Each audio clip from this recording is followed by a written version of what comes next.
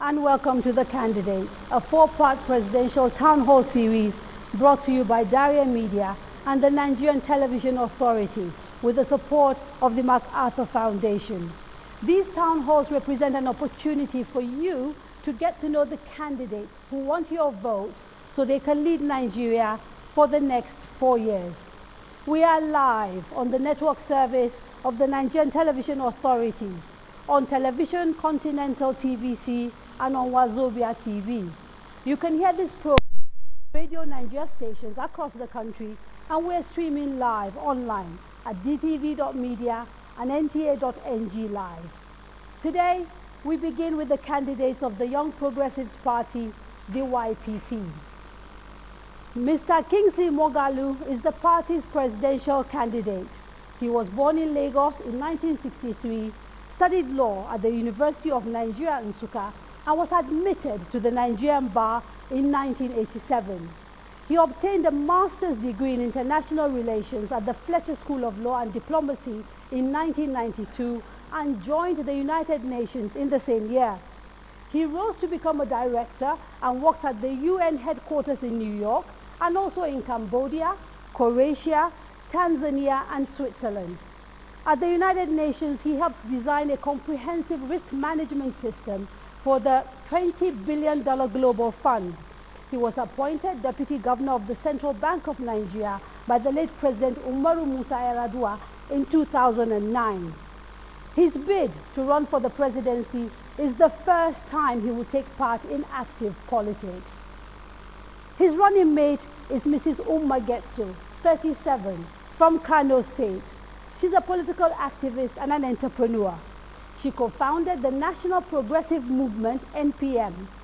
Her political pedigree includes the fact that she's the daughter of a former senator of the National Party of Nigeria, NPN, in the 1980s, Malam Abdullahi Giwa Getso.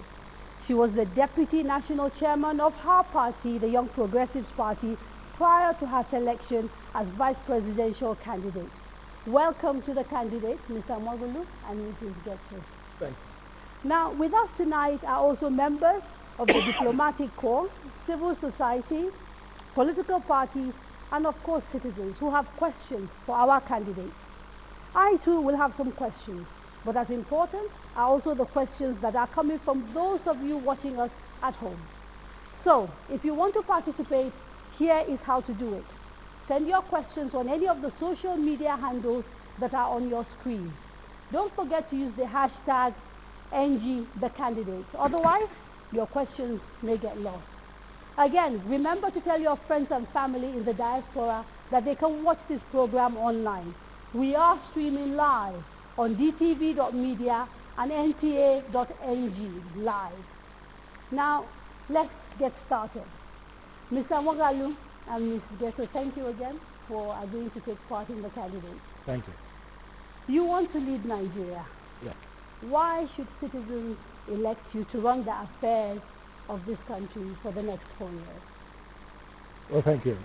Thank you very much, Kadaria. We think that the time has come for Nigeria to have transformational and effective and competent leadership, which it has not had for many, many years. The challenges of the 21st century call for a very different type of leadership from the type that Nigeria has had over the past 20 years. We need to take our place in the 21st century. Nigeria's youth make up over 50% of the voting population. So this is an election about their future.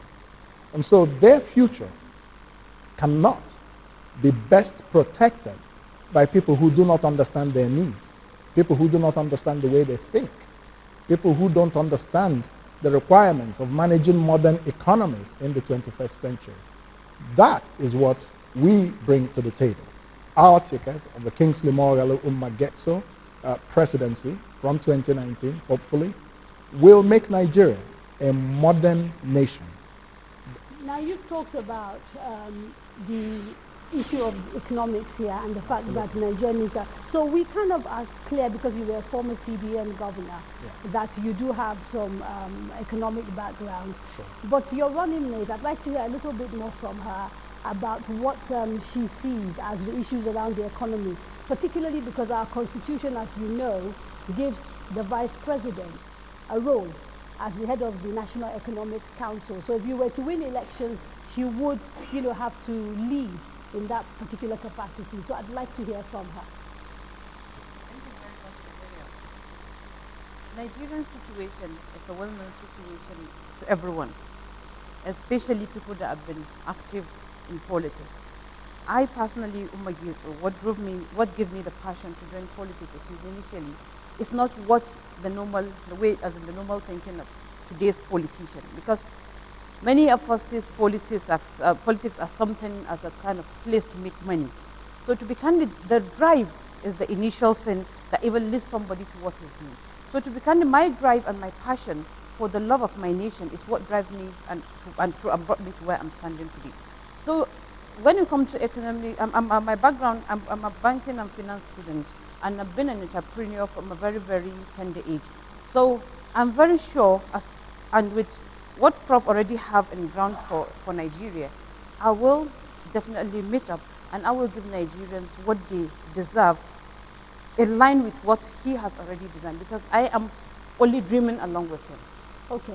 Now, I'd like to make this as interactive as possible, so I'm going to dive in straight away into trying to get members of the public to talk. And since we've started talking about the economy, I think we will stick to the economy for this particular section. Jubril Ahmed Na'Allah has a question on the economy. Is he around? Jubril Ahmed Na'Allah? He didn't come. Okay, no problem. We'll put the question to you anyway because he sent it in. So he sent a question to say, how do you plan to create jobs to reduce unemployment? Yeah. The jobs problem, the way my government will break the back of that problem is as follows.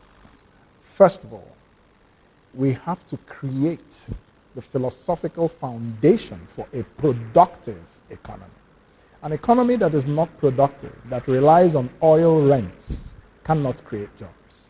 So we're going to move the economy to innovation, to be an innovation-driven economy where inventions and new ways of doing things become the new driving force of the economy. That will create jobs. So how? Specifically, yes. When people invent, and there are many inventions in Nigeria today, none of which has seen the light of day in terms of you're finding them on the shelf in the marketplace. But in America, in Japan, in China, what you see being sold as economic transactions are innovations.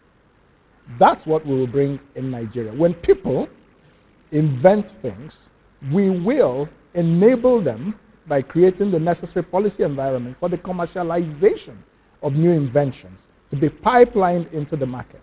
We will also back it up with access to finance for new and young entrepreneurs through a 1 trillion naira venture capital fund.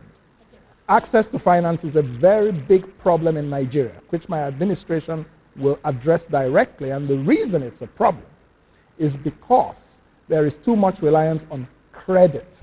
And credit in this country is difficult for two reasons. It's either you don't have the collateral to get it, or if you get it, the interest rate is too high. So we're going to be coming with equity capital, which is not a loan that you have to repay. It's an investment to help you start a new business. And that new business will create jobs for many people. Yes. Yes. Yeah. First question I'd like to ask is the contribution that the government is going to make of 500 billion. Yes. Where are you going to get that money? Yes. We're already hearing that resources are limited. Yes. So where is the 500 billion that is the government's contribution coming from? Very good. There are two main ways that we will get the money from. First of all, is that we're going to be abolishing any subsidies for petroleum importation in this country. That will save the government between 600 billion naira to 1 trillion naira every year, which is a waste that's currently going on. So that's a clear saving. Two, we're going to take the 500 billion naira social intervention fund and turn it around. Right now, that fund is recycling poverty. You are giving a man fish or pretending to be giving him fish instead of teaching him how to fish. So we're going to turn that fund into a productive fund that creates wealth in this economy. So these are part of the ways that the 500 billion that the government will contribute, the private sector will contribute 500 billion. And already there's so much interest in this idea from venture capital firms around the world. Now, I am a little bit concerned about hearing that you essentially want to take money from the poorest of the poor to give people who might be considered middle class. And for Umma, for example, that comes from the north, which is seeing a high level of poverty. I'd like to hear directly from you what your thoughts are regarding taking away funding from a program which is basically directed at the poorest of the poor and putting it in a fund that will be accessed by entrepreneurs, people that would be considered by many as privileged. At these funds, at the present stage we are today, how are these funds, especially in my typical north, how are these funds being, how are the northerners or typical ordinary man in Nigeria benefiting from this fund at this stage we are today?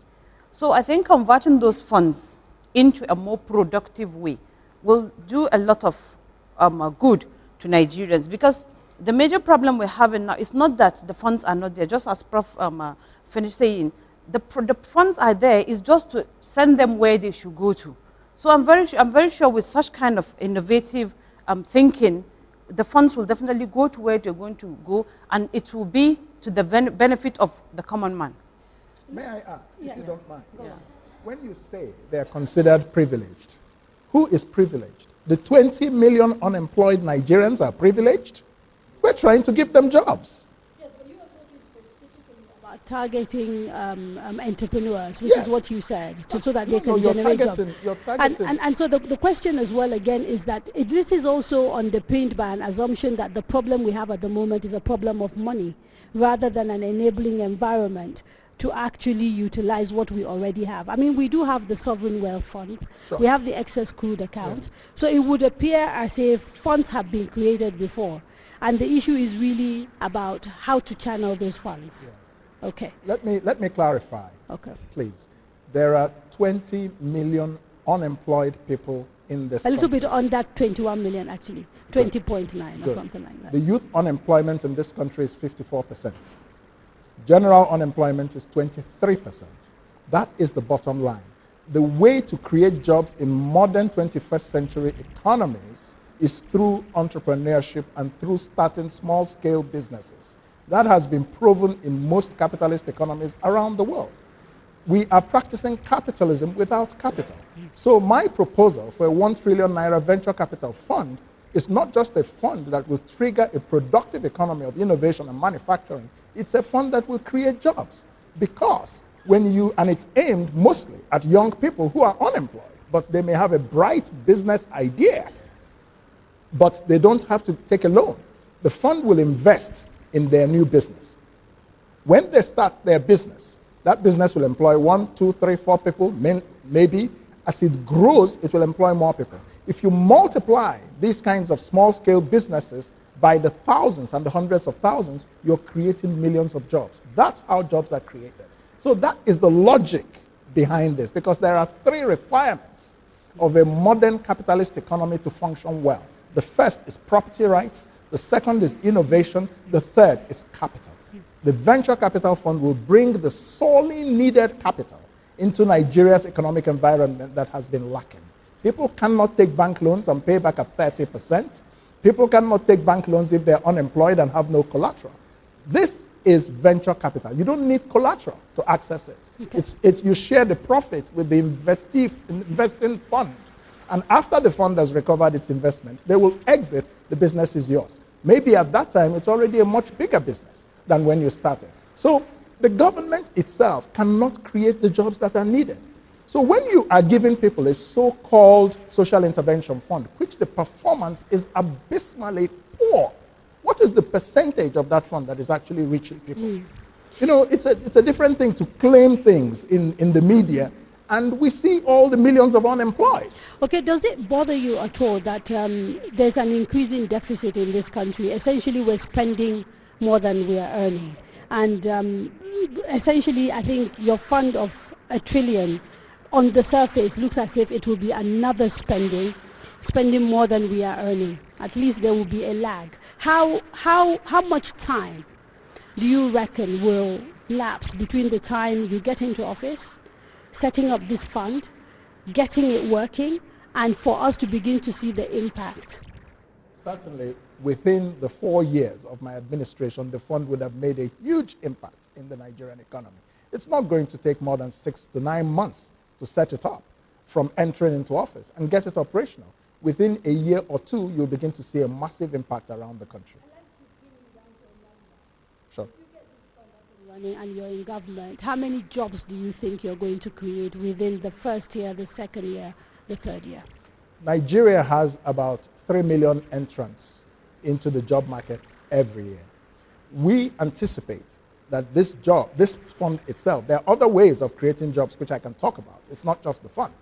But we anticipate that this fund can create between 1 and 2 million jobs every year, new jobs. Now, agriculture is another place where we're going to go into a lot of investments by the private sector through value chains, not just for cultivation, but for transportation, for storage, for processing, and for exports. Okay. The more we invest in these areas, the more jobs are created. This is, of course, a town hall. Absolutely. And so I don't want to dominate this, and I'd like to be able to invite people to start asking the candidates some questions. We have someone in the audience called Kabiru Zubairu Mohammed. Okay.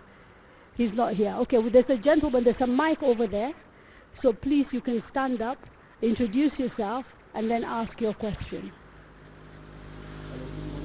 Good evening, sorry. My name is Kabiru Zubairu Mohammed. Okay. My name is Kadiru Zubairu Mohammed. Actually, I'm not going to ask you about the economy. I'm going to ask you about your personality exactly. You are once the deputy governor of the Central Bank of Nigeria. As she introduced you, are you willing to publicly declare your asset when you win the presidency? Thank you very much. Should I address that? Yes. Now, let's understand something about the declaration of assets. The important thing about the declaration of assets is that public officers must declare their assets as required by law. Now, there's something that goes on in this country, that people make all kinds of populist promises, such as the kinds of promises that the present president made when he was coming in, oh, I'll declare this, I'll declare that, and at the end of the day, all sorts of questions arose about whether those assets were declared as publicly as they were presented during the campaigns. What I will tell you is that I will declare my assets as required by law. Now, if I choose to, yes. What the law requires, so that we're clear about what yes, the law requires you to declare all your assets, but they are required to be submitted through a process. You fill a form, and everything is verifiable, so that there's a record of the things you owned before you came into public office. That's the whole point. Will you be amenable to that declaration being made public? Because you know there are people who say we've declared, but we don't want people to know. No objection. I have no problem with that at all, because in the first place, my most important asset is my intellectual property. What about your running mate?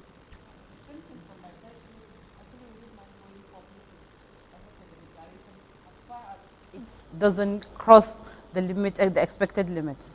Okay. So you're happy for the whole of Nigeria to know how much you own, what you own, how many houses, etc., You etc. know, just as Prof said, depending on the window it came from.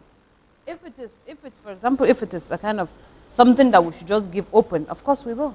Okay. Now, since they've raised the issue of asset, I might as well ask you, how are you funding your campaign? Because it's not cheap running for public office. Absolutely not. Absolutely not. Yeah. We are funding our campaign with contributions from many, many well-meaning Nigerians who believe that the time has come for something new, something different, and something bold. And the truth is that there's a big exaggeration about how much funding is needed for a presidential campaign. The APC and the PDP, the politicians, the old recycled politicians, they create the impression that you need 50 billion naira to run a presidential campaign. Our track record tells us that 40 of that 50 billion among the traditional politicians will end up in the private pockets of many politicians, and only 10 may be used. So we now have an opportunity for Yes. for you to educate Nigerians Oh, yeah. and to, tell us exactly how much it costs to run for the presidency Good. of this country. How much have you spent so Good far? point, good point, good point, good point. What you need under the INEC regulations. No, I'm not asking you about Okay, anything. I'm good. asking you how much you've spent so far. How much I've spent running so far? for office, yes. Well, I've spent over, I would say, 200 million. And these are all donations. Yeah, from mostly all the donations and my own private funds. I'm not a beggar on the street. I have savings, and I have used those savings in a sacrificial manner for the progress of this country. I'm not funded by any godfathers. I'm not funded by any special interests. So I've used my hard-earned money. Everything I own, you can trace it. I have always worked in public life and for some while as a private consultant. So you can trace everything I own. Now, part of the difficulties we sometimes face when we deal with politicians in this country is that there's an opaqueness to their affairs. Yes. And people are left wondering Yeah. who is paying for what. Yes. You referenced godfathers. Yes. You've said that well-wishers who are tired of the way things are happening in Nigeria are the ones funding your campaign. Would you be willing to publish a register of the people that have contributed to your campaign funds? If that is required of every candidate, why not? Okay, but you wouldn't lead and make an example and be the open person and be different from everybody else. I'm happy to do that. There's no secret to my funding. I mean, people just contribute. Some people drop, 20K. Some people drop 50K. Some people give 100K. So people just give according to their ability. And we've had a lot of these kinds of donations. And I can also share, if necessary, my own savings that I have used in a sacrificial manner. Most people wouldn't do what I have done. I have come into politics to run for the presidency, at great financial risk. I wasn't a wealthy person. Most people who go in are wealthy people, or they're using stolen money from, various political escapades. But that's not what we're doing. No. And yet, consider the impact we have made. In the 9 months since I entered politics, today, the YPP and my candidacy is the third force in Nigerian politics today. Okay, a quick question before we take our first break. You referred to the fact that you didn't think you were wealthy, but both of you, by Nigerian standards, are children of privilege. Your father is a diplomat, I believe. Was. Or was a diplomat. Sorry, is he late? He's late. Oh, please accept my condolence. Apology, I didn't know that. So. And your dad was a senator of the Federal Republic of Nigeria. So both of you cannot be considered, if you like, either working class or people of, a lack of privilege. To what extent do you think your privilege is influencing the way you are planning to run this country, or maybe not? Okay. I think Has it played a part? Yes. My parents were both civil servants. So they were not wealthy people, but they served the Nigerian government, did not have any wealth, but they trained me through school. My father did not leave any property for me when he passed away, but he gave me the most important thing, which is education. With that education, we know what a normal country should look like. And so I cannot apologize for the fact that my parents educated me. If you want to call that privilege, maybe, because there are many people who deserve that type of education, like the 13 million children who are out of school today. They don't have it. So my being educated, that's what I would call it, has shown me what Nigeria should look like in terms of the unity of our country, in terms of the economy of our country, in terms of our standing in the world. And I intend to be a president that will use his education for the benefit of the poor. That's why I am focused on lifting millions of people structurally out of poverty into the middle class. So it's a good thing you raised the issue of education. I'd like to ask Mrs. Getso her views around education, particularly with reference to the 13 million children that he talked about that are roaming the streets of northern Nigeria. In other words, the Almajiri kids that we hear again and again about. Actually, the Al-Majri case and the education in the north is something to really look into. And it's not even only in the northern part of the country. We can see that there's a kind of very, very big challenge we're having in Nigeria where the schools are not even available. So actually we have a very, very big plan for even restructuring the educational system, especially the first thing is even putting the schools on ground, because I know in a lot of villages now, a lot of remote areas, you go and you even see there are no schools because it's only the infrastructure. A lot of the infrastructure is not there, and most of the students are even learning under the tree. So we intend to raise the budget of education, as we all know that today's budget we're having in Nigeria is not even up to the standard of UNESCO. What is the percentage of the national budget that you would devote to education if you We are thinking of starting with 25%. I think currently it's only 10%, right? So, and which I think most of it is going to the expenditure of the ministry. So we want to make sure that the budget is being increased and will go directly to where it's supposed to go. So where will you take money from? Because if you're increasing the education budget, you're clearly having to take money from another. You know, initially what we intend to do when we just come into government is starting with the restructuring. After restructuring Nigeria, definitely the Nigeria and the funding system of Nigeria will not look the way it is today. There will be a lot of opportunities, all the zones will bring a lot of money into the central. So by restructuring alone, by the constitutional restructuring alone, we will be able to make sure that the educational, even almost all the budgets will be raised to the standard that will be the world standard. Okay, we are going to have to take a quick break. When we come back, we will discuss restructuring and the plan that you've put forward as the way out for this country. Don't go away.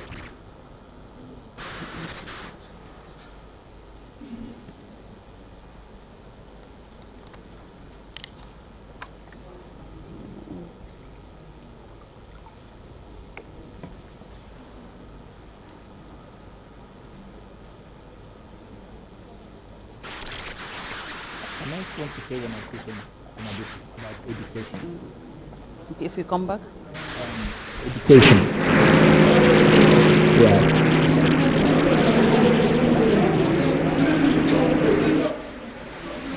Hello? Could you for the second one? Okay. Okay. Could you tell the doctor that he is so noisy in my ear I can barely hear them? There's a way to bring it down because it's distracting me from focusing onto them. Yeah? He himself. Yeah? He's really loud. Yeah, what is this? Okay.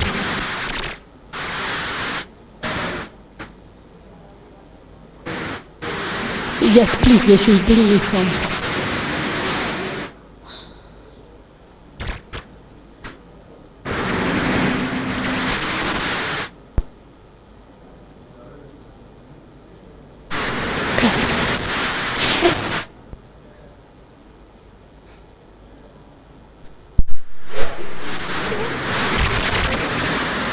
On a piece of paper, the social media handles, so I can announce them.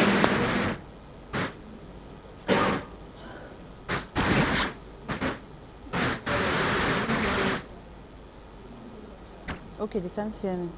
Okay. Okay.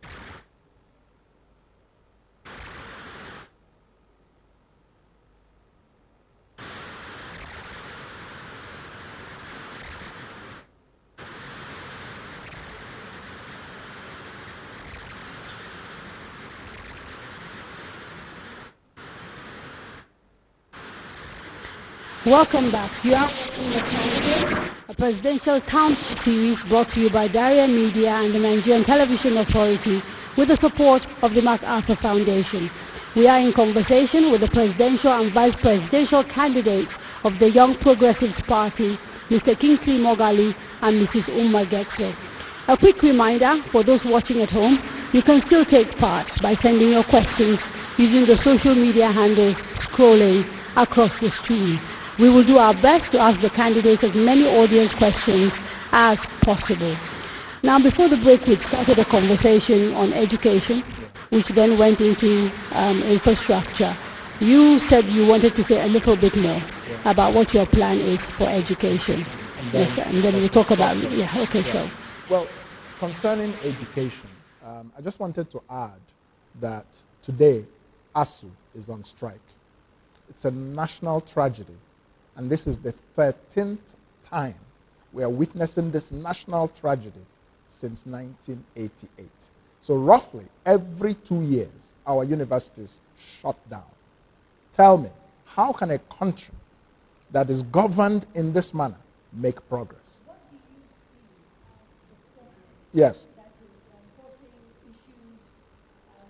causing issues to occur at our university tertiary education That's level? Right. There are two problems concerning the ASU strikes. The first is that our political leaders are not willing to invest in education. They are more willing to invest in paying the salaries, fat salaries of members of the National Assembly. They are more willing to invest in paying salaries of 1 million special assistants and personal assistants to special assistants than to invest in human capital. This country, so investment, it's underfunded. Okay. We need to invest much more in education. That's number one. Number two, we need the autonomy of universities. Universities need to be free. The government in most advanced countries does not control universities. So, broadly, the investments we will be making in education are, one, investments in teacher training.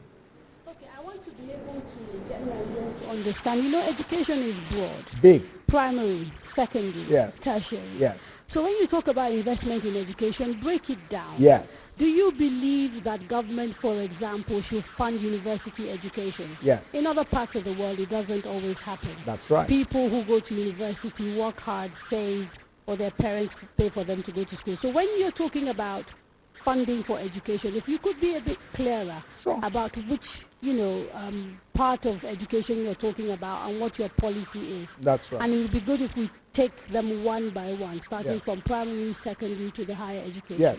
When I tell you what we want to invest in, I will apply it to all three or anyone. The first investment is in teacher training.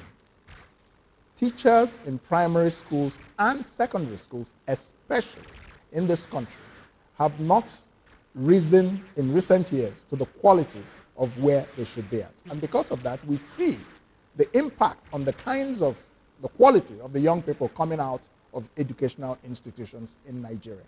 In the universities, we are not investing in, one, enough teachers.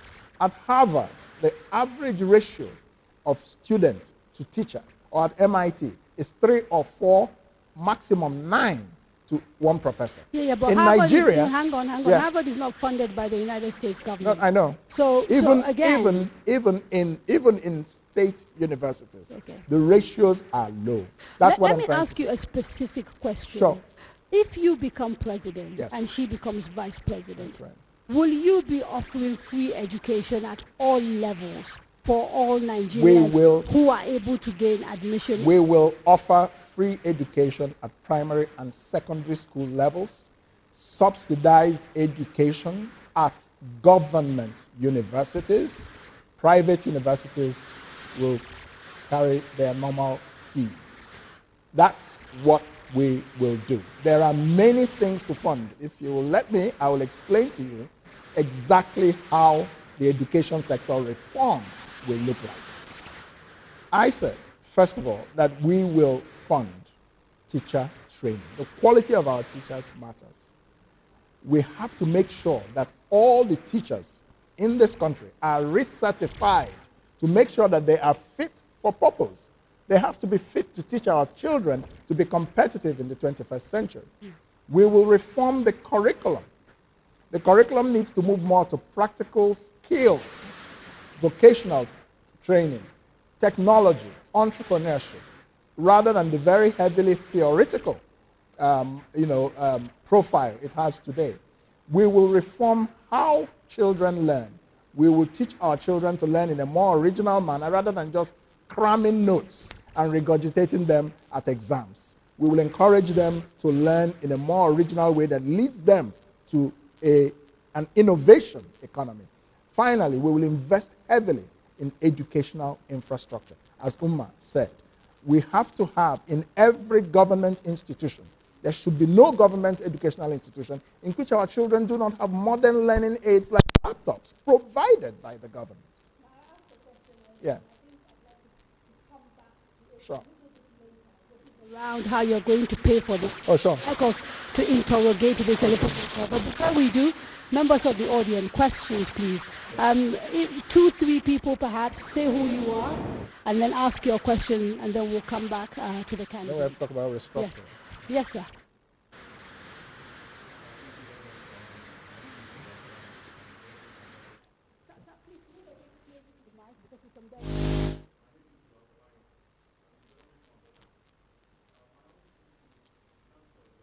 This issue has been given lip service for so many years. My question is, how do you intend to diversify the economy? Because we have sectors like the apiculture, the beekeeping sector, where majority of the honey that we consume in this country is imported. And you're talking of youth unemployment getting to 21 million. There are other sectors that you can unleash into the economy to create jobs. So how do you intend to focus on diversification if you are to be made the president of Nigeria? Thank you. Sure. Gentleman in black. My name is Chido Anuma. I'm the coordinator of the African Center for Media and Information Literacy. My question is, the issue, you will agree, Kingsley, that the issue of unity is important, national integration. And I haven't heard much of that in this campaign. Perhaps next to the security of this country, I think it's one of the major things that's holding the development of this country back. So do you agree with that? And if you do, what do you make of it? What's your perspective in terms of dealing with the issue of national integration? Thank you. Okay. One final, the lady there, please. Yes. Yes.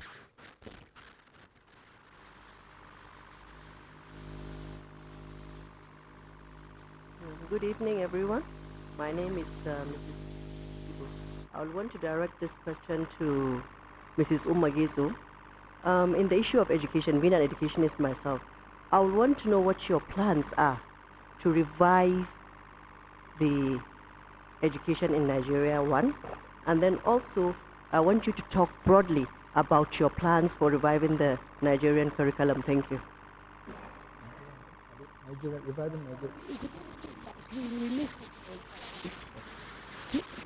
I want Mrs. Umma Getso to talk broadly about their plan in reviving the Nigerian curriculum to meet up the world standard. Thank you. Education curriculum. The education curriculum, yes. All right. So a number of questions there, starting with national unity. Well, diversification is sort of the first one. Okay. And because we've talked about the economy a bit, perhaps we could start there. Oh, diversification. Yes. Oh, yes. Okay. Now, you see, diversifying the Nigerian economy can be achieved and will be achieved by my administration in many ways. The first thing that is required to diversify the Nigerian economy is the political will to move away from the politics of oil rents and to move Nigeria to an innovation and manufacturing economy.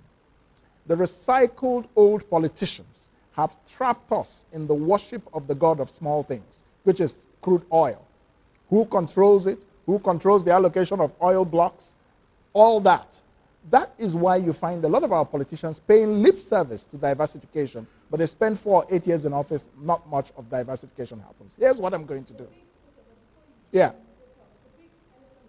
Yes. When we're talking diversification, there's also, of course, issues of resource control. Yes. So I'd like to hear what your position is exactly. regarding resource control. Yes. And who takes what. Sure. Exactly. That's what I was coming to when I talked about political will. There is no way you can diversify the economy of this country without constitutional restructuring of the Federal Republic of Nigeria. Nigeria, as it is today, is geared towards a monoproduct economy because of the command and control powers at the central government.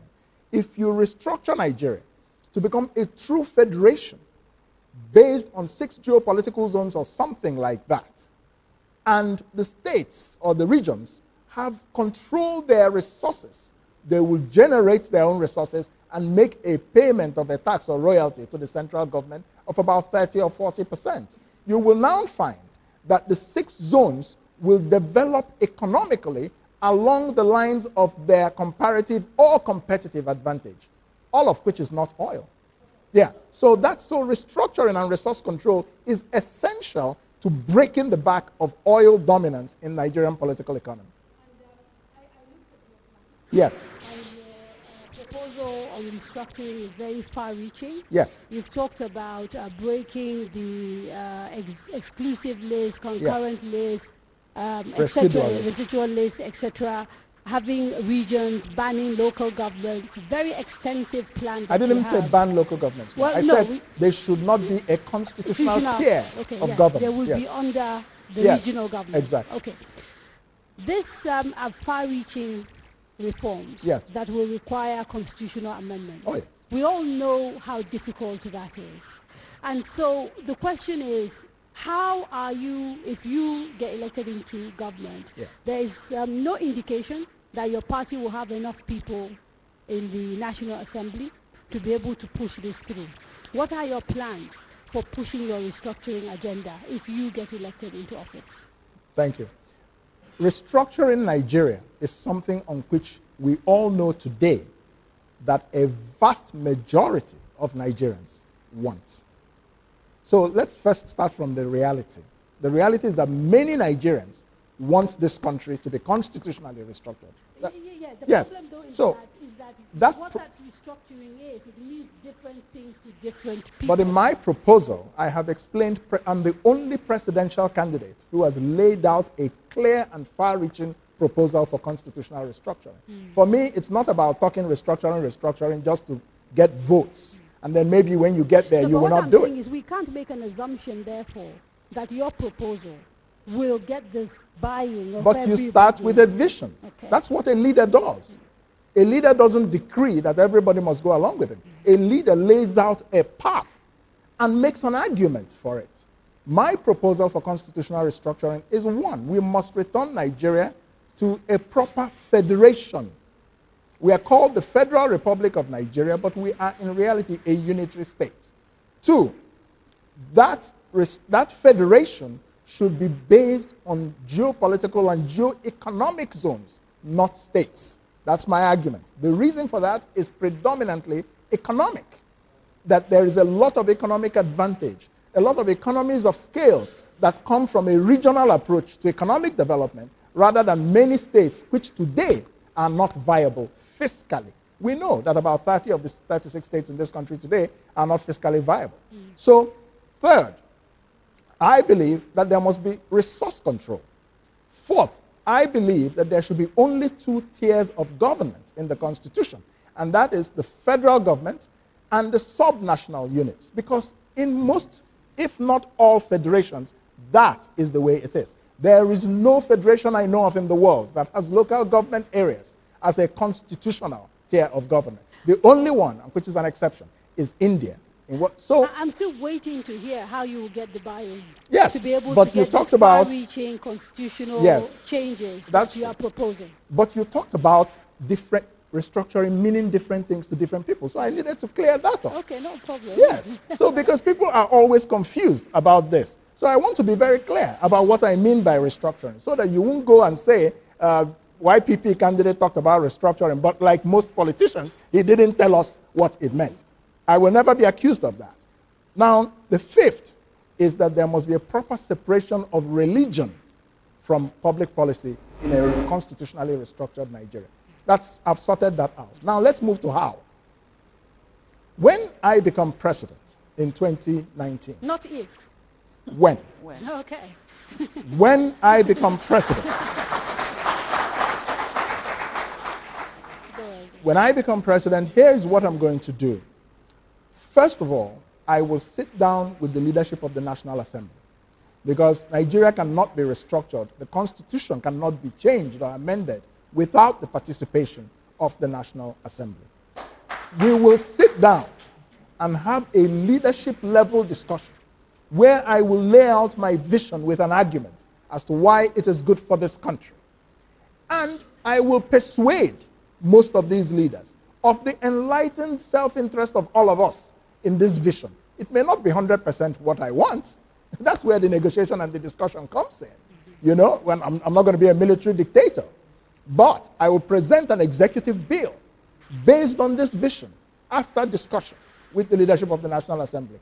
I will set up a high-level presidential commission on constitutional restructuring made up of about 7 very distinguished Nigerians with no political partisanship leanings who will look at previous efforts like the National Conference, like Obasanjo's own attempt, and so on. And, you know, distill this. And then we'll say, look, where do we go from here? We will then present an executive bill. We will go directly to the Nigerian people and make the case for restructuring. Right. And so that's how you intend to do yeah. it. Okay, it's still going to take a bit of time. Yes. Let's assume, and we're very optimistic, Yes. that you manage to get the buy-in that you want. Yes. It's still a lengthy process because apart from the National Assembly, the state houses of assembly have to be involved, etc., etc. Earlier we were talking about education, and you talked about a budget of something like 30%. Yes. And when I asked Mrs. Getso about where that money was coming from, Yes. she answered that your restructuring agenda is what is going to give you the resources.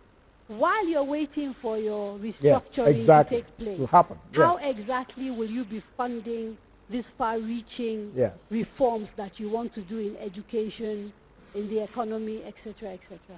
There are many sources of revenue in this country, and there is also a monumental amount of waste that is going on in this country. If we stopped all these security votes and put some of that money into healthcare or education, we will do a much better job of governance. If we, I've said it in my proposal, in my manifesto, that within 2 years, I will bring the recurrent expenditure level down to 50% and increase capital spending to 50%. Will you be sacking people? No, Because, not a lot of our recurrent expenditure goes on salaries. On salaries. For civil servants. Good. Are you going to be sacking people? Are you suggesting that we should spend the rest of eternity paying civil servants and our economy is sinking? So the answer is yes. No. Let me give you the answer. We will reform the civil service. There was a report that talked about the merging or the scrapping of certain bloated, repetitive, wasteful government agencies, no political will to implement it. One thing I'm going to tell you, President Kingsley Moghalu is going to be taking a lot of tough decisions. No, it's not, there's no, you can't make progress otherwise. That's what leadership is about. Go and look at Lee Kuan Yew. Go and look at Mahathir Mohamad. Look at China. People, you don't move by not... Just so we are clear, you've talked about creating jobs. Absolutely. And here you seem to be talking about sacking people. Let me tell you what will happen to the public sector. No, let me tell you what will happen to the public sector. You're not going to kick people out into the street. But we need to rationalize the public sector and make sure that, one, it's productive, and two, people who are redundant can be moved into other areas. I intend, as president, to recruit 1.5 million new policemen and women for the Nigerian police force. Train them, equip them, and have them recruited. For a modern 21st century police, we have 200 million people, and we have 300 and something thousand police officially. 1/3 of them are guarding VIPs in their homes. Another 70,000 are alleged to be ghost workers. You have to invest in securing this country. So you can move some people from other aspects of the public service to security services and train them. That's one way to go about it. Some people, if you want to let them go, you don't kick them out into the street. You help them access a new way of livelihood, either with a package, an exit package, or you direct them to the venture capital fund to help them start new businesses. So there are many innovative ways of modernizing and preventing wasteful recurrent expenditure in this country.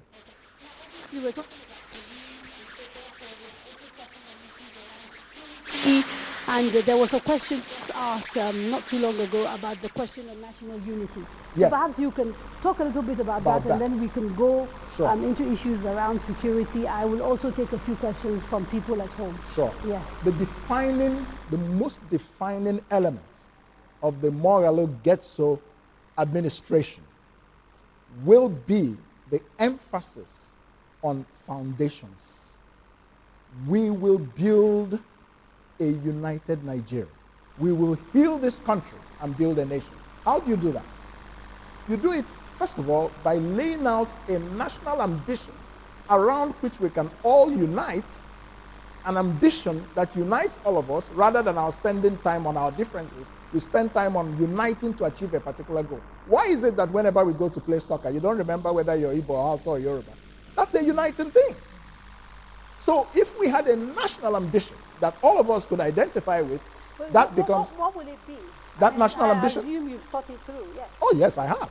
That national ambition would be as follows: that we will be the most powerful black nation on earth, that we will have an economy that is built on entrepreneurship and hard work, that we will be one people with a goal to make economic progress and live. There must be peace, security, justice, equity, and the rule of law. These are the elements of a national ambition on which we can all agree.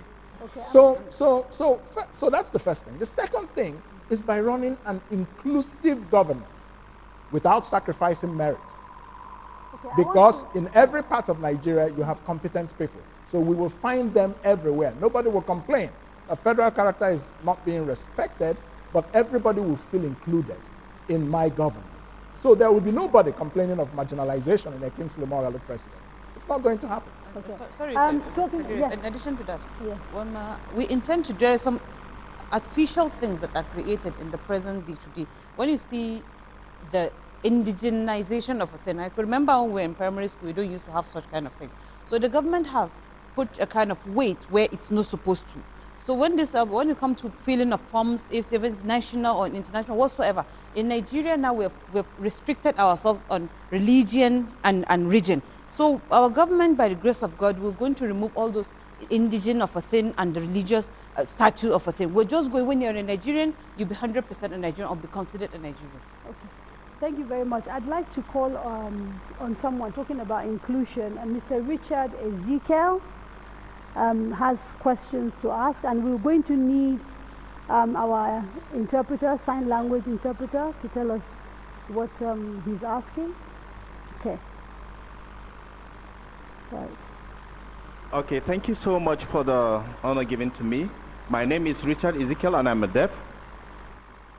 With all the submissions I'm seeing here, I've checked and see that there is no plan for persons with disabilities, especially in Nigeria. When you look at it, we pay tax, our money is used to run the government, and there's nothing for persons with disabilities. Thank you very much. I'd like to address that question head on. Yes, I will quickly take two more from social media, and then we can address them together. So, question one from Awe Ima, who says, if you divert the money for social investment, does that mean that all the 500,000 Empower volunteers will be out of work and essentially you'll be sacking them?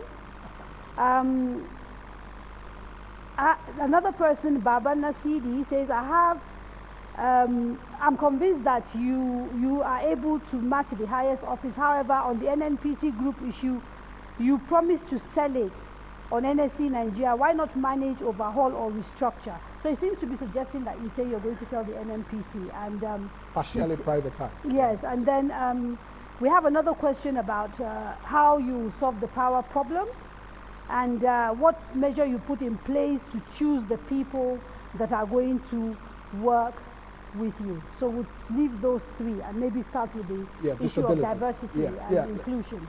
Yes, let me deal with the issue of disabilities.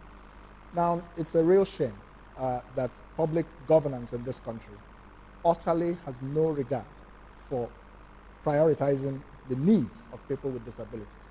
This is against the United Nations Convention on the Rights of Persons with Disabilities, which Nigeria is a signatory to. My government will begin to put that legal obligation into practice with practical policy to help people with disabilities. Let me give you an example. When I was deputy governor of the Central Bank of Nigeria, the Committee of Governors sat down and discussed the issue of persons living with disabilities. And we agreed and directed all banks in Nigeria to create facilities for access, physical access, for persons with disabilities to access banking halls and banking transactions. So that shows already that I am conscious of this. Yeah, but now, is it in your manifesto? I mean, yes, what course. did you say specifically yes. in your manifesto yes. Now, about people with disabilities? Yes. Now, for people with disabilities, we will bring in experts. I'm not an expert on disabilities. I cannot be an expert on everything.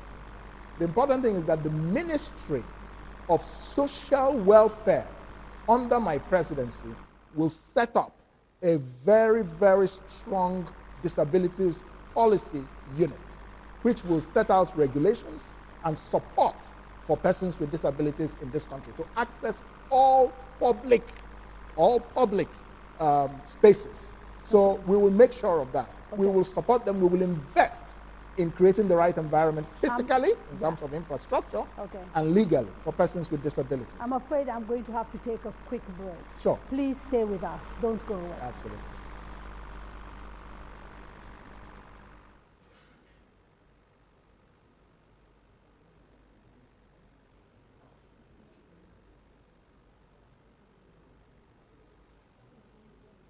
Yeah, it's okay. We have another hour.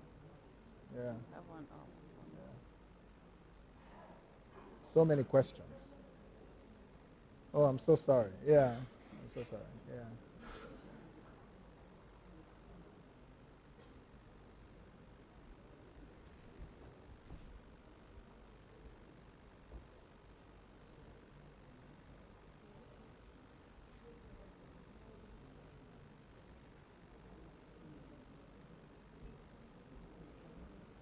Oh, okay. Yeah.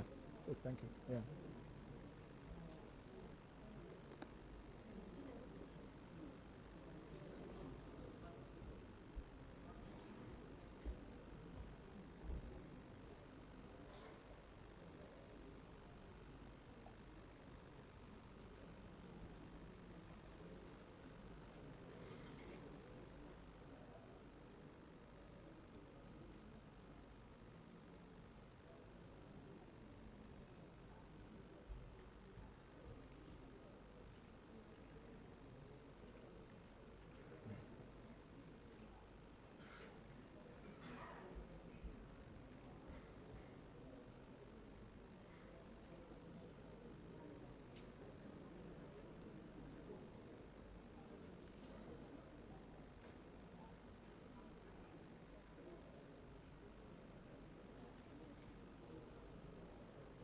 Yeah.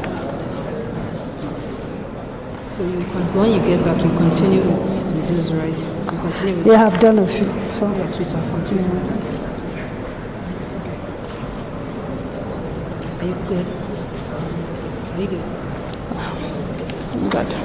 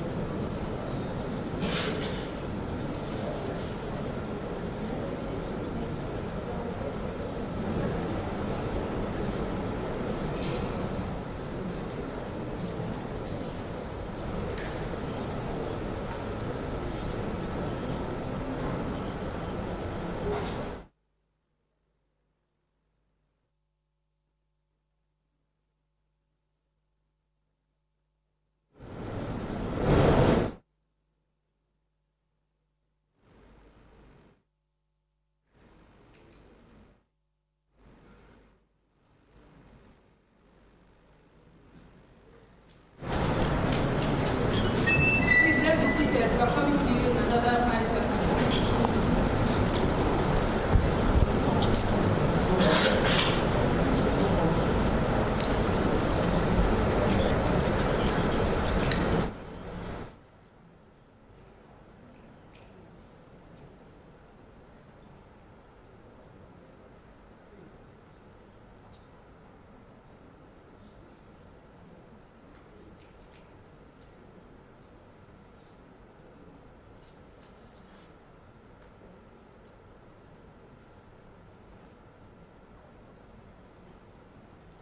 Welcome back. You are watching The Candidates, brought to you by Kadaria Media and Nigerian Television Authority, and we are also on TVC and Wazobia Television. We are doing this with the support of the MacArthur Foundation.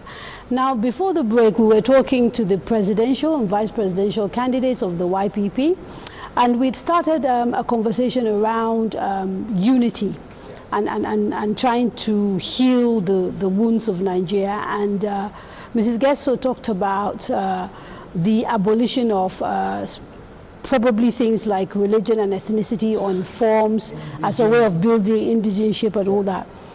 And yet, when I look at the manifesto of your party, you talk about zoning political office. A bit of a contradiction, because as early as last year, April, you were unequivocal about the fact that you didn't believe in zoning of political offices. What happened? Have you changed your mind? Or is it a question of your party saying something else, you believe something else? Well, let me tell you, first of all, that the party's constitution had been made before I joined the party. So you joined a party that has principles and beliefs that were contrary to your own? No. Not at all. Okay. The party is re-examining some of these issues, and we will have a convention to address this particular issue and make sure that there is no difference of view. You see, it's a bit problematic, though, for Nigerians, because if you're presenting a party with a certain manifesto, yes, with certain beliefs, yes, and you want to be president, yes, these are the beliefs that are determining whether people support you or not. I think, and yet, what you seem to be saying is, we want you to elect us on the basis of our manifesto, but actually, we may get into office and change. I think there's an issue of interpretation here. Okay, please explain. I think there's an issue of interpretation. Okay. The YPP is not talking about like you did not understand what I was trying to say. Yes, you can. No, I'm talking specifically about what was said in the manifesto. In the manifesto, yes. Yes, specifically. Yes. Can you read it? I can try and find it here, yes, because I think I've got it somewhere here.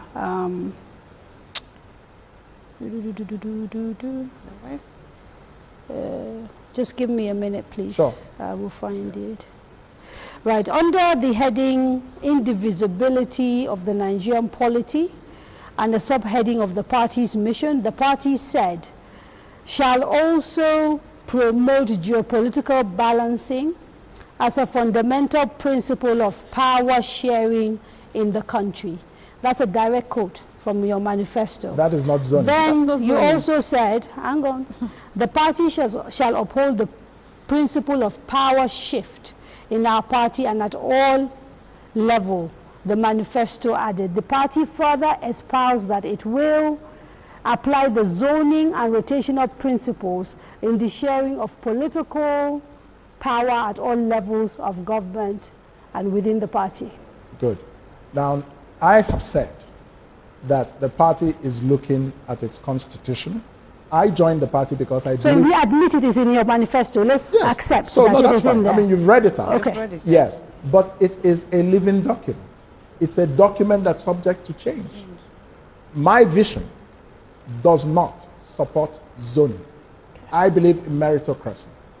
The party, since I joined the party, remember that I only became the presidential candidate of the party in September. Life hasn't ended. We're going to be taking another look at our constitution, and we'll be making the necessary amendments. So I don't see any inconsistency, because the party, since I became a presidential candidate and I laid out this vision, remember, I am the leader of the party, having become its presidential candidate. So a leader can say to his colleagues, look, this thing was in our constitution, but we need to take a second look at it. That process is ongoing. It's not a problem at all. Not imposing your views on the party. No, I'm not imposing at all. But we have all, in fact, agreed that we need to take a second look at this. So there's no daylight between me and the party at all. Okay, I want to open this up a little bit more, get people to, yes, the gentleman in black, the one in yellowish, and then the lady in the black scarf, and then another lady somewhere, I think, or the gentleman over there. Yes. And please try and speak up. I'm the president of the Young Youth Network for Good Leadership in Nigeria. I want to draw the attention. Can you actually hear him properly? Because it's a little bit faint. Okay. My question is just simple. Will you give Nigerians light? Thank you very much. Thank you. Light. Power, yes. Power. The question of power. Yes.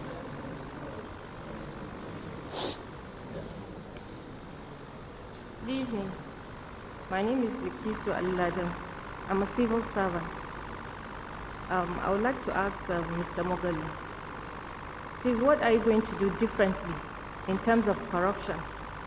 Knowing that corruption is a very vast matter. Yeah. What are you going to do differently to tackle corruption? Secondly, about our judicial system. Knowing that we have lots of convicts in the prisons, everywhere it's crowded, and crimes are being committed on a daily basis. What are you going to do to take care of such issues? And my third question goes to Hajia Umma. What are you going to do about our children roaming the streets, child abuse, early marriages, and girl-child education? Okay, thank you, ma'am. Thank you. The gentleman over here, yeah. We'll do the three, then we'll come back. Good evening. My name is Haruna Kubanjo. I'm a governance expert in Abuja. My question is, I'm going to ask a question on the issue of education and power. Issues have been raised on it, and I have discovered the presidential candidate of YPP, Kingsley Moghalu, has been giving us long-term strategies. And what we needed in Nigeria today, we need short-term strategies that will keep, once you, if by God's grace, you become president of Nigeria, what are your short-term strategies in terms of power and education? And you've not been making recognition of institutions. You have not been talking about institutions. Like in the education, you've not been talking about the BEC. And because your powers as a president, as federal government is limited in terms of basic education, because the states are there. So you should be talking about institutions. Then that also leads me to when somebody was raising the issue, somebody has a question about what do you do to the money market and all these things. You see, we need to look at the existing institution. You made mention of that you are going to set up a fund. The only difference I've seen is the issue of no collateral. But you can also do it to the existing funds we have instead of creating more institutions. Thank you, sir. Thank you. Okay, so there are like about three things there: corruption, power. Again, I think we must institutions, but we must also try and see if we can take on the issue of security, because that is also very critical. Okay. So that Umma can have an opportunity. Yes, yes. First of all, on corruption, the first step that my government will take towards fighting corruption is to tackle the root causes of corruption. The value system is broken in this country, and that is what is feeding corruption. So it doesn't matter what you do at the surface if you don't address the root. The fact that Nigeria does not have a philosophical foundation which requires a value system to turn Nigeria into a great country, a value system that all of us agree on, and we, the citizens, can all agree. It is all of us working together that will make this country work. Now, so that's number one. We're going to include the study of ethics in our schools, especially at primary and secondary levels, because that teaches children right and wrong. But while you're grooming young children and teaching them and changing their mindset, what do you do with the existing problem? The next thing that we will do is to bring transparency into governance processes. That is a proactive approach to fighting corruption.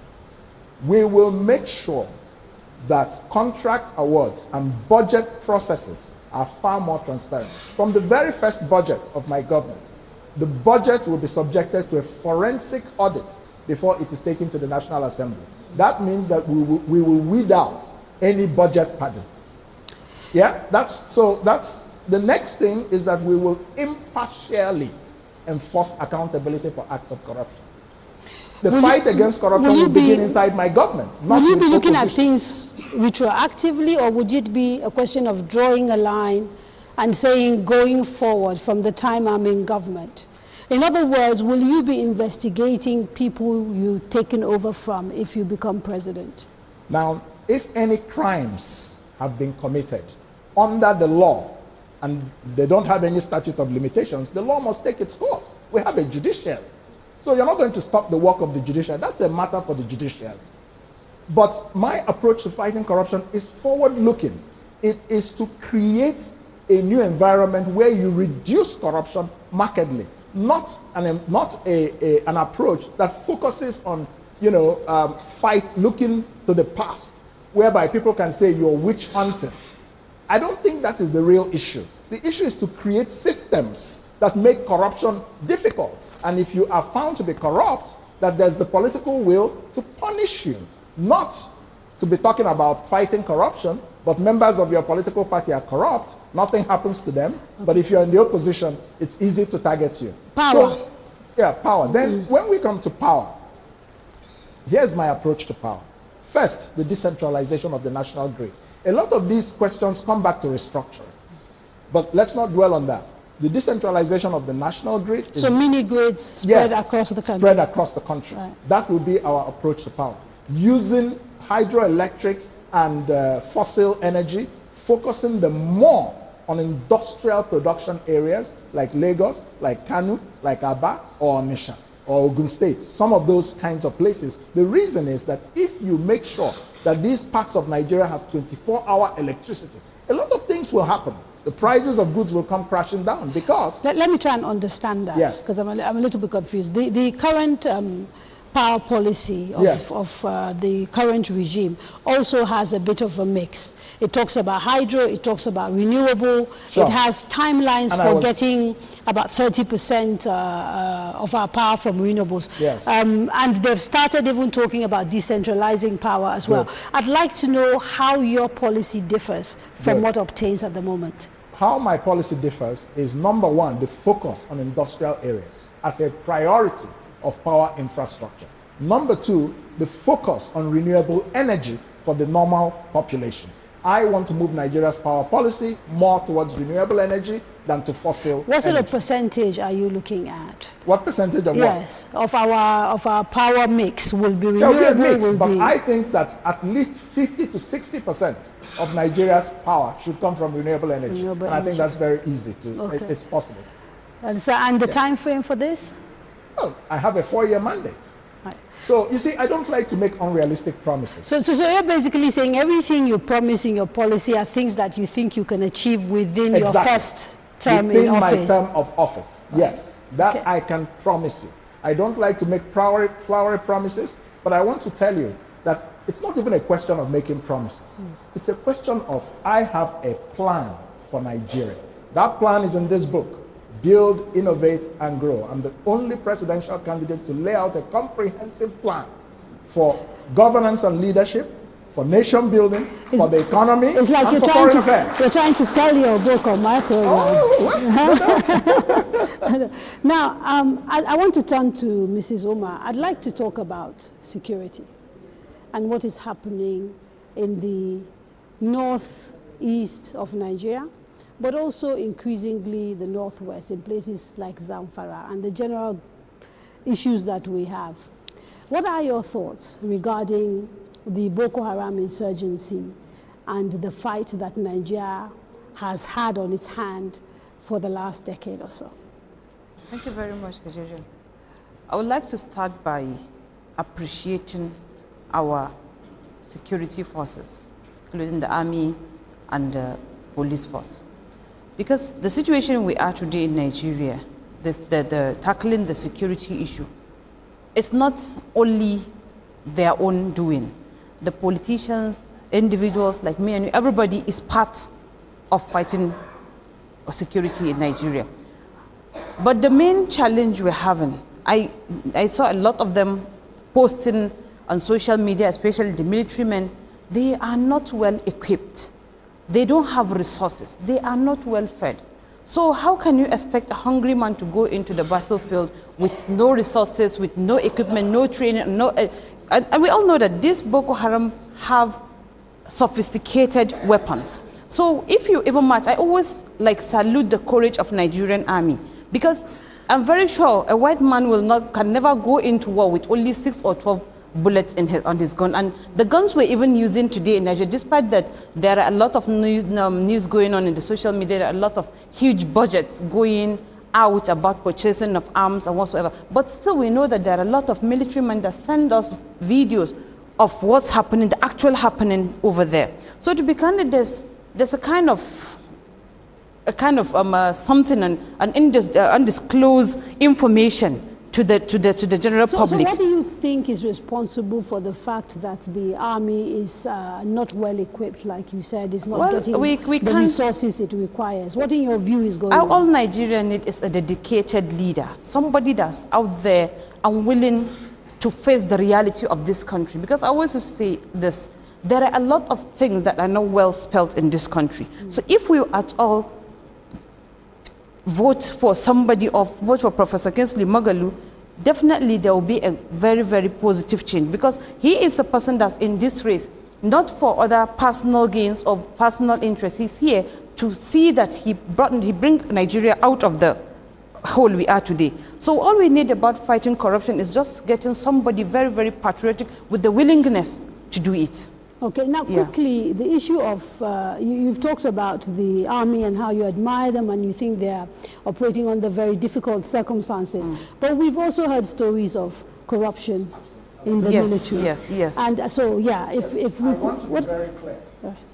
I want to be very clear. We've read the report of the International Security Studies Association that claimed, and I believe that those claims are well-founded, because if we look at the results in the field, versus the billions of dollars that are being voted for equipment in the Nigerian army. We took recently $1 billion out of our excess crude oil account, and yet we see Boko Haram technically degrading the Nigerian army.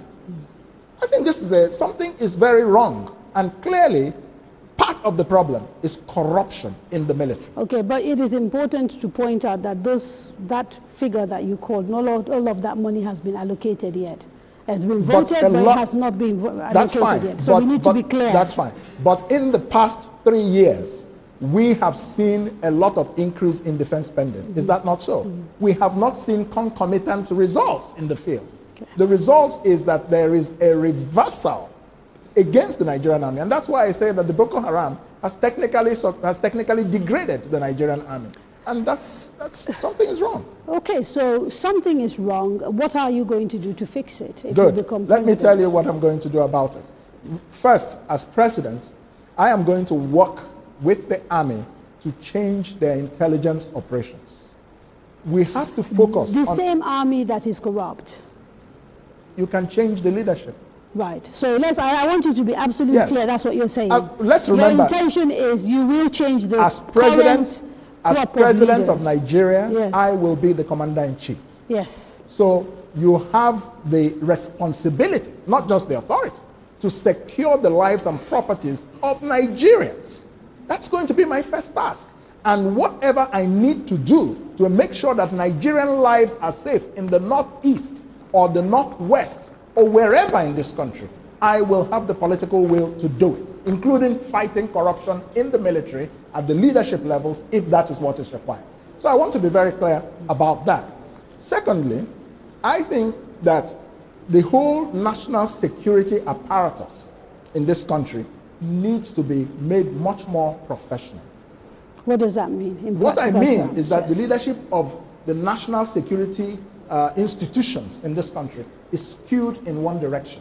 Most of them come from one part of the country. Most of them come from one religion. What does that tell me? Okay. I want to be very clear, please. Yeah. What it tells me is that there is a far more stronger interest in regime protection than in protecting the Nigerian people. Okay, so let's be absolutely clear, Mr. Yes. Moghalu, about what you're saying. Yes.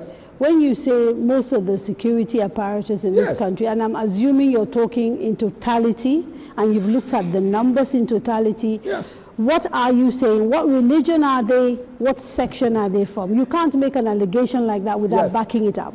Thank you, thank you, thank you. Now, listen, let me tell you that there are about 17 or 16 national security agencies. When you talk about the police force, you talk about the state security services, you talk about, you know, several civil defense and so on and so forth. Several of these things. So you're talking about the leadership here? The leadership, please. Right, okay. Yeah, I'm just talking about the leadership. Okay. Who head them, those who head them. Right. So when you look at it, you don't see, what you see is a certain tilt in a certain direction. What this says is that there is an implicit assumption that for whatever reason, those security agencies have to be headed by, we saw what happened with the SSS. But you're not really still saying what you want to say, because I think you are saying, so let me say it for you, and then you confirm if what you're saying is true. You're saying the current government of President Muhammadu Buhari is appointing Muslims and Northerners mostly as heads of government. Okay, just so that we say it and we have the conversation. That's what is the reality. That's the fact. I'm saying that the Buhari administration is not making security leadership appointments on the basis of professionalism.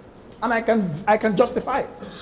I can justify what I'm saying. Okay, so, but for someone who said you want to make appointments based on merit, you're making a big deal of the fact that you say is only a certain section that has, because he could argue he actually appointed on merit, and that's why you don't have that balance that you are looking for. No, he said he appoints people based on those he can trust. That's what the president said. His government's appointments from the beginning were very heavily skewed, and when he was challenged, look, the secretary to the government of the federation is from where? The national security advisor is from where? The chief of staff, let me finish. The chief of staff is from where? No. Secretary to the federal government is actually a Christian. So it's important that, because, you know, please, there's no need splitting hairs. All three come from the same geopolitical zone. I, as president, will not do that. My SGF, my NSA, and chief of staff will come from 3 different political zones. They will never come, all 3 in the presidency, come from one zone. It's not going to happen. All right. So that's appointment. What else are we looking at in terms of because there's the Boko Haram issue in the Northeast. There's the herder-farmer conflict. There's the rustling of cattle and the banditry, which is taking place increasingly in the Northwest. I'd like to hear your thoughts on those particular problems. My thoughts on these things is that national security is far more complex, as we have seen in reality. The Buhari administration has focused mostly on Boko Haram. And then we saw that the herdsmen conflict metastasized into a huge thing. Now you have bandits attacking Zamfara, Katsina, President Buhari's home state. The governor just said recently that the state is surrounded by bandits. So the security of lives and property in this country has broken down. Okay, I'm going to have to stop you because I have to take a quick break. When we come back, we'll carry on talking. Yes.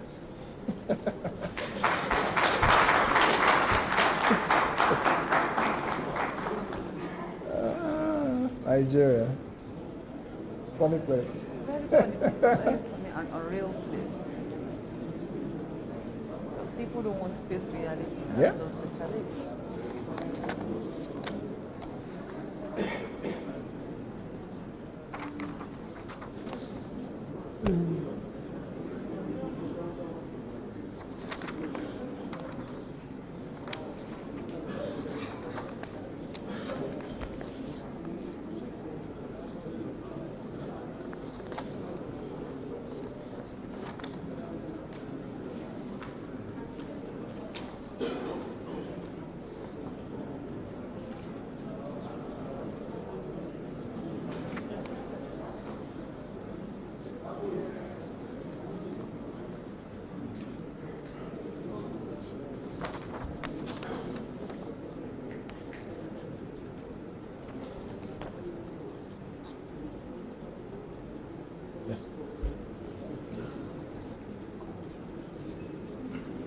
Oh, yes, yes, yes. Sure, sure. Yes, yes. From who? I need to check my glasses. Hold on. Okay, when is this thing you are leaning too much to this side? Yeah, Okay. sure. I think she just said like a reminder. You guys have talked about it before.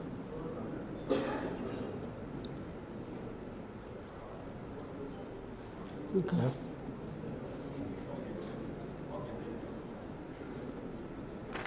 Okay. Are you done with these questions? Yeah, he's answered this already, so I can't go back. Strike off the ones Yeah. that he's answered. He's also answered this. He's answered this.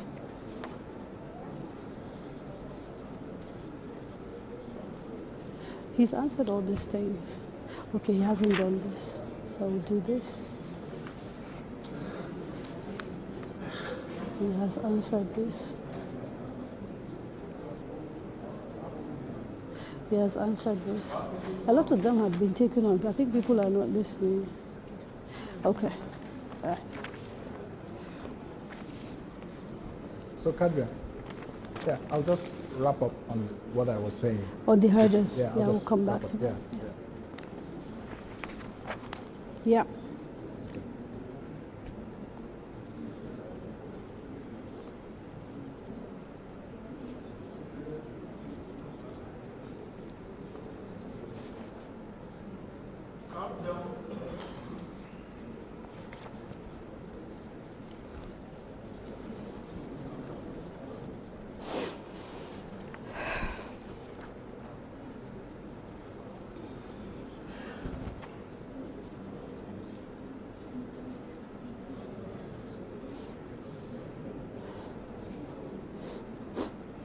I don't have it here. Yeah, I don't have it.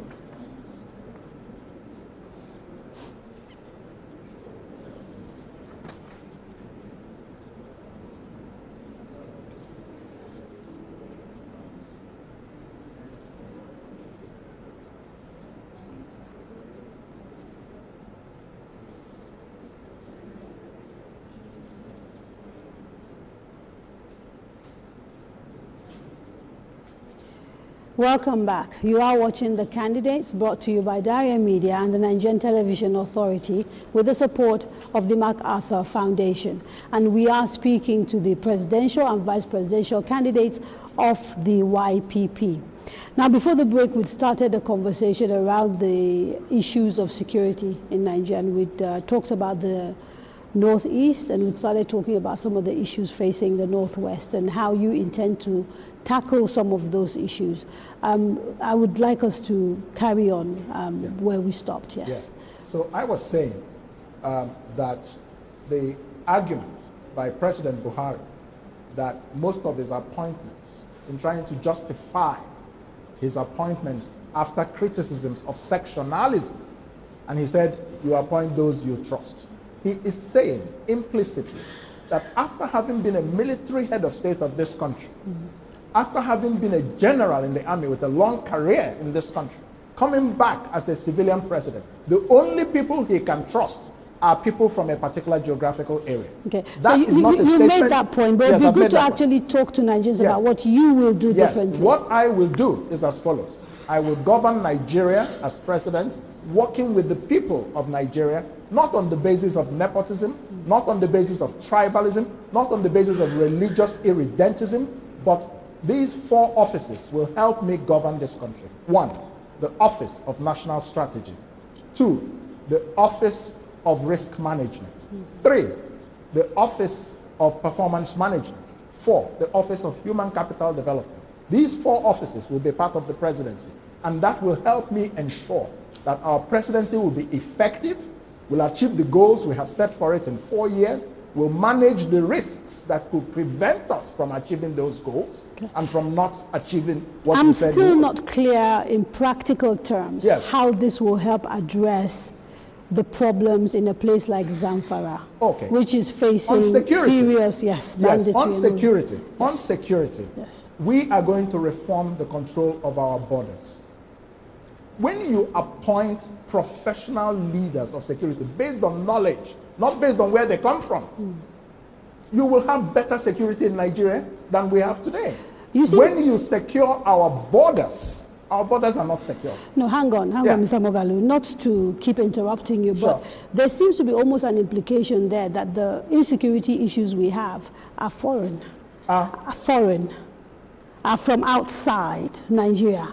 And that if we secure our borders, suddenly Nigeria will become a land of milk and honey. And actually, we happen to know that the issues we face, despite maybe not wanting to admit it, is caused by our local people. Certainly in a place like Zamfara, where I come from, it is our children, our people who are causing the havoc. Border security is only one of several, a mix of security issues. Okay, so I was specifically asking about the trouble in the northwest. In the northwest. Yes, the banditry, the rustling. The banditry is... And then I also then want you to talk about the farmer-herder clashes as well. Okay, the banditry in the northwest is caused fundamentally by the fact that Nigeria is not in control of its territory. That's what I'm saying. The Nigerian government today is not in control of the territorial integrity of this country. That's why you have banditry in Zamfara and Katsina. That's why you have the herdsmen. That's why you have the Boko Haram. Of all these, the Boko Haram are operating partly across borders. President Buhari told us that the herdsmen conflict is caused by people who came from Libya. If that is the case, how did they cross our borders? Okay. Then the thing in Zamfara, let me finish. We don't have an effective police force. That's part of the problem. So for you, this issue is essentially a policing issue. There are no other underlying issues the way you are presenting it. In the case of the herdsmen, there are underlying issues like desertification of the north, which is putting pressure on herders to move southward in terms of looking for grazing lands. But that still doesn't excuse killing people in their villages and taking over their farmlands. My government will deal with the underlying issues of desertification in the north. We're going to bring in innovation agriculture that will turn all those northern desert areas into farmlands. And so, oh yes, it was done in Israel. We will do it in Nigeria.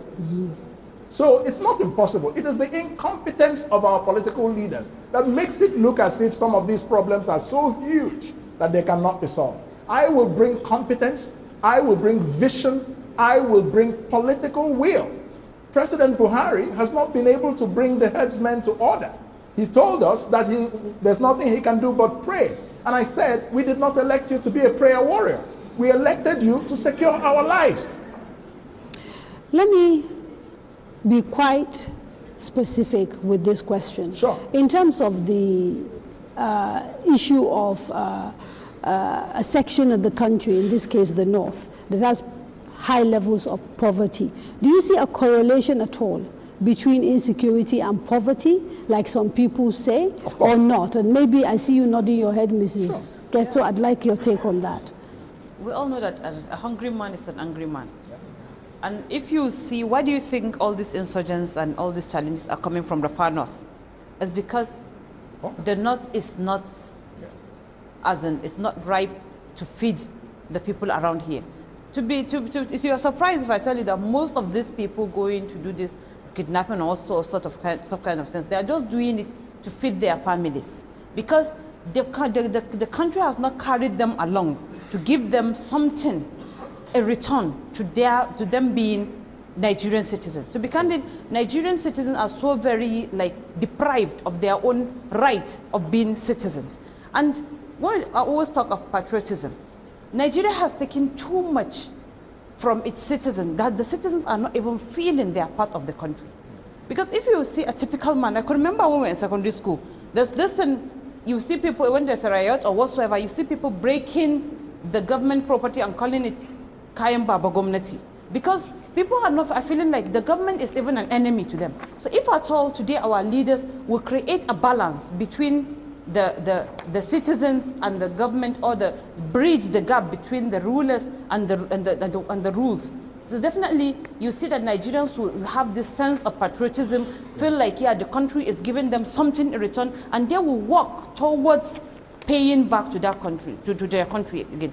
Let's take the example of military men and for our armed forces that have been killed along the line, or they have been injured and they are no longer useful now in the society. What has the government offered to their families? So I'm very sure they have this in their mind. If I sacrifice my life today, in the cause of, as in making my country a better place or guarding the lives of others, what's my destiny tomorrow? So to be candid, this whole thing, they are going hand in hand. The country, the poverty and the insecurity are all things going, yeah, they're all related. Okay.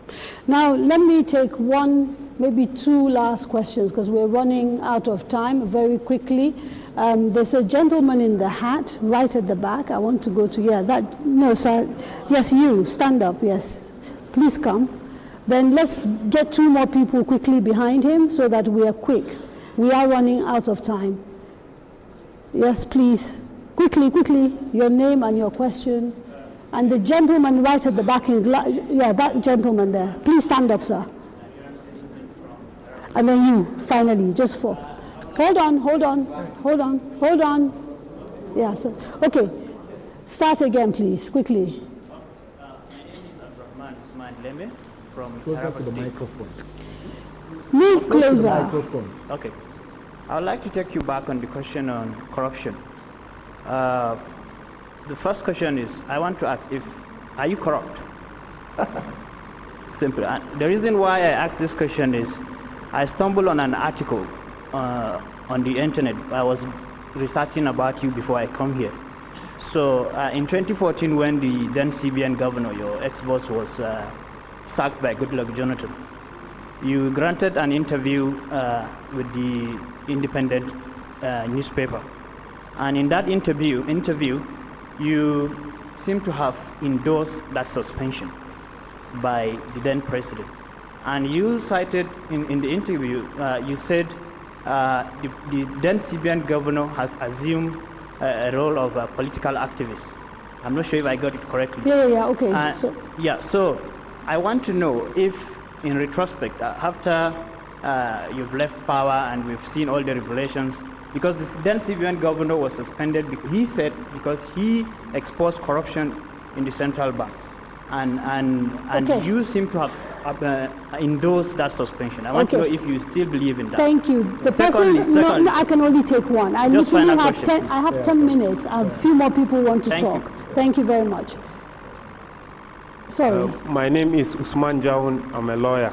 Now my question is still on security, and so I would like to know your take on the fact that some section of the society, say Hamza Al-Mustafa, for example, recently said that the security in the northwest and the northeast is largely due to the fact that there is economic economic well-being potentials in those areas. And so do you believe in that? What's your take on that? Okay, thank you. Yes, sir. Quickly, please. And then we'll come back to you. All right, my name is Akin Alufa. I'm an educationist, and I'm from Ekiti State as well. I just would like to ask specifically what strategies you have in place to square up against those big candidates of the PDP and the APC. Okay. Given the fact that, first of all, you do have structures on ground, and again to convince us that this is not just an opportunity for you to look so we've heard the question. We've heard the question, yes. Final person, please. Yeah. Yes. My name is Mustafa Said. I'm a development enthusiast and commentator. I'm sorry, I'm going to take us back. When you were talking about your policies for the education sector, you forgot about the fact that in Nigeria, I think apart from the federal government colleges that we have, secondary schools are under the state governments. Okay. As well as primary schools. Now, if anything else, 2015 to 2019 should have taught us what can be done in Nigeria and how it can be done and why it is going to fail. Mr. Kingsley Moghalu, you are running for the office of the President of the Federal Republic of Nigeria. Should you win and then no any other candidate from YPP emerge as governor, how can you implement these educational policies, given that you don't have one single state governor to help you achieve the change of policy at secondary and primary school level? That is my question. Quick questions, quick. The CBN issue is important because it's about institutional autonomy and independence, Yes, absolutely. Now, concerning the CBN issue, is going back to history. What happened was a simple disagreement of principle over not the substance of the issues of that day, of the time. No, it was just a disagreement over approach. That's it. And those differences have been resolved. Yes? Yes. Yes. And I quote, you said the lesson that can be drawn from it is the limits of central bank independence. Yes. There's a very thin line between central bank independence and political posturing. You seem to imply in that quote that independence has limits. And in a country where we talk about weak institutions and the fact that we need to grow strong institutions in order to ensure that politicians do not railroad those institutions, it's a bit odd that you talked about limits to independence. Let me clarify. Okay. The quote itself tells you what the issue was about. The issue was not about whether I was endorsing corruption or not. Somebody asked a question. Of course I'm not corrupt. If I was corrupt, I wouldn't be running for president of Nigeria with the zeal and the passion and the kind of campaign I have run across this country, the sacrifice I have made. So of course, that question doesn't even begin to apply to me. But as president, will you be limiting the independence of the central bank? No, because that is what you seem to be saying in that interview. Please. I believe wholeheartedly. In fact, my criticism of the central bank today is that it has lost its independence. So obviously, I believe in the independence of the central bank. And the achievements that we recorded under the leadership of Sanusi, both in areas of economic policy, in managing inflation down to 8%, the achievements we recorded in stabilizing the banking sector after the global financial crisis, in which I led the implementation of those reforms, those achievements were recorded because of the independence of the bank. There was a specific situation at the time, period. There was a disagreement about approach, not about the substance. And that disagreement has since been discussed and settled between me and my brother and my friend. People may wish to go into all that, but hang on. You understand why? Because the issue was not a private issue. It wasn't an issue between you and your brother. It was an issue that was a national issue. Then I took a position. Yes. I took a position of principle. Which was what? Which was, at the time, from the quote you said, that central bank independence is limited. That I felt at the time that we were going into a little bit of political activism. That's all. It was a matter of interpretation. Okay, let's move quickly to the other questions that were asked. The gentleman who says you don't have anyone in public office, if you are voted, you don't have governors. So, he said we don't have government, but we do have gubernatorial candidates all over. I'm very sure even APC today doesn't have 100% governors in all across the 36 states. So you can't say, you can't predict. It's like you're making a predictions. So how many? We have over 300 candidates. 16 candidates for governor, 22 candidates for Senate, 55 candidates for House of Reps, and nearly 200 candidates, or more than 100 and something candidates for state houses of assembly. Many of them will win. Therefore, the YPP will be part of the structure of the government of this country in 2019. Let there be no doubt about it. So we are a real political party, a movement of real people on the ground. The YPP is not a special purpose vehicle for anybody's presidential ambition. We are not a briefcase political party. We are not an internet political party. We're a real movement with real followers. And you will see it when the election results come. Okay, so there was a question about how you're going to fight the two major parties. And I want to add to that very, very quickly a question from an audience member, a guy called Oluhemsi Augustine Akigbe. He said, why did you not work with other parties to produce a single alternative candidate to give yourselves a better chance of taking on essentially these two big parties that we're looking at? Well, first of all, I want to be very, very clear that we will defeat President Muhammadu Buhari at the ballot box in February. Okay. Let's please. I want to be very clear. Please. The reason is simple. Okay. The reason is simple. People are tired of the old recycled politicians in this country. So APC will go, and the PDP is not an option because they too have failed. You don't jump from frying pan to fire. What Nigeria needs now is a modern, technocratically competent presidency with a world view of transformation. Okay. That's what we need. We don't need old recycled politicians. And if you lose, will you accept the results? Because you do have a history of not accepting results of elections. No, you're wrong. You are wrong. I tell you, and I put it to you, as the lawyers would say, you are flat out wrong. If you are part of a process, of an electoral process, of any sort, even a straw poll like what you were referring to, and you have reasons to doubt the integrity of that process, even people who contest a normal election, if the election was rigged, they go to court and they have a right to do so, and they can reject the result. Is that not so? Okay, so this is basically what you're saying. If these elections happen and you lose, what happens? Listen, we will, the judgment of the people is what we are presenting ourselves for. If you lose an election fair and square, you would not be the first person to lose it. If you lose an election due to mago, you have every right to reject it and walk away from the process. Period. You cannot deny me that right.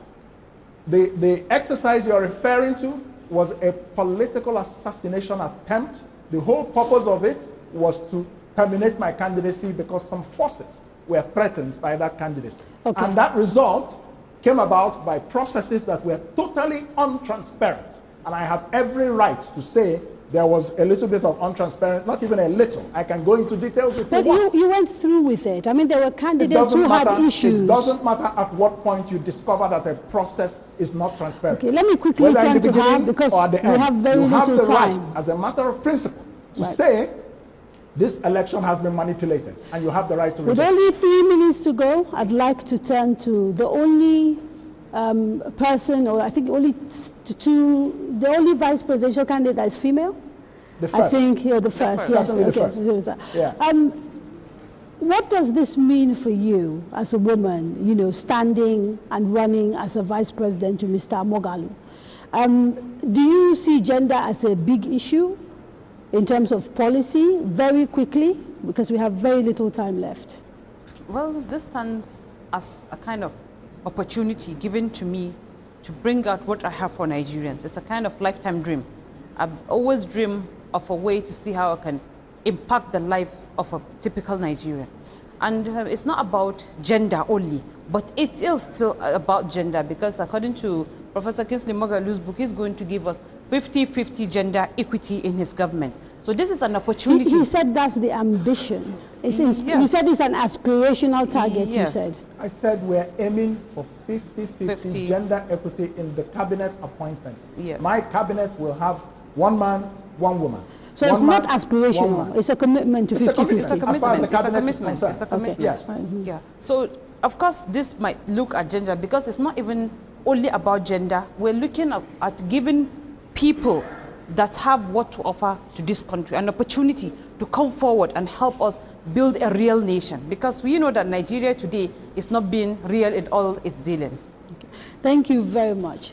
Sadly, we've run out of time and have to leave it here. Thank you very much, Mr. Moghalu and Mrs. Getso, for making yourself available to Nigerians. The next edition of The Candidates will take place, God willing, in exactly 7 days at the same time, 7 to 9 p.m. It will be a live show once more, and we'll be talking to the presidential and vice presidential candidates of the ruling All Progressives Party, the APC. Join us as we provide a platform for Nigerians to ask the president and vice president questions on their performance in office and why they deserve to be re-elected. Please join us as you did today, and we all wish you a very good evening.